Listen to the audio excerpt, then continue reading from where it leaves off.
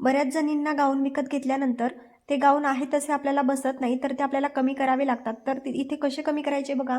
सर्वात अगोदर तर मी हा बेताचा ब्लाऊज घेतलेला आहे आणि शोल्डर इथे खूप मोठे आहे या गाऊनचे, तर ते शोल्डर मला कमी करायचे आहे. तर बेताचा गाऊन अशा प्रकारे याच्यावरती ठेवून शोल्डरचं टिक मार्क केलं इतकं हे शोल्डर मला ठेवायचं आहे. अर्धा इंच एक्स्ट्रा घ्यायचं आहे आपल्याला शिलाई मार्जिनसाठी अशा प्रकारे.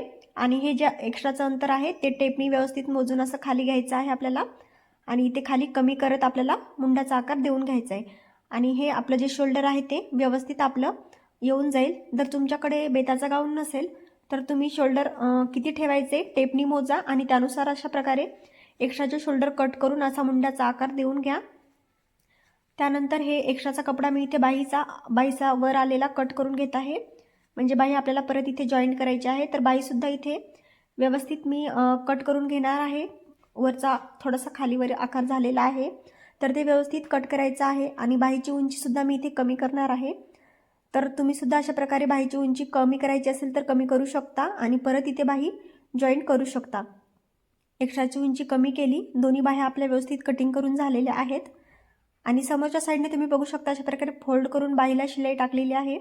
त्यानंतर गाऊनची इथे थोडीशी खालची फिटिंगची शिलाई उसवायची आहे. आणि त्यानंतर शोल्डर आणि बाहीचं सेंटर सोबत ठेवून आपल्याला बाही जोडायची आहे.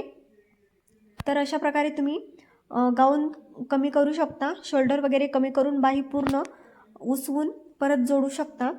आणि तुम्हाला जर गळा वगैरे कट करायचा असेल तर ते सुद्धा तुम्ही इथे कटिंग करून घेऊ शकता.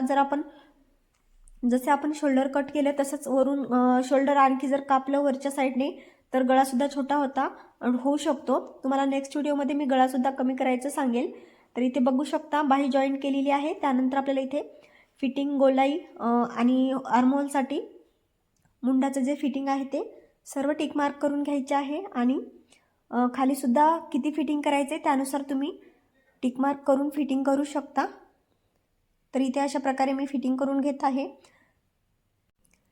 तर खूप सोप्या पद्धतीने तुम्ही अशा प्रकारे गाऊन छोटे करू शकता, शोल्डर वगैरे आणि व्यवस्थित हे बसलं जातं. आणि व्यवस्थित फिटिंगमध्ये जर गाऊन असेल तर दिसायला सुद्धा छान दिसतो. त्यामुळे तुम्ही अशा प्रकारे फिटिंग करून घ्या आणि नंतर व्यवस्थित घालू शकता.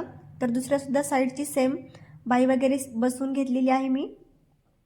आणि फिटिंग गोलाई वगैरे किती घ्यायची आहे तर तुमच्या मापानुसार तुम्ही अशा प्रकारे टिक मार्क करून सर्व शिलाई टाकून घ्या. आणि इथे सर्व गाऊन आपला रेडी झालेला आहे, पूर्ण बघू शकता. व्हिडिओ जर आवडला असेल तर चॅनलला लाईक करा, शेअर करा आणि सबस्क्राईब करायला विसरू नका. थँक्यू.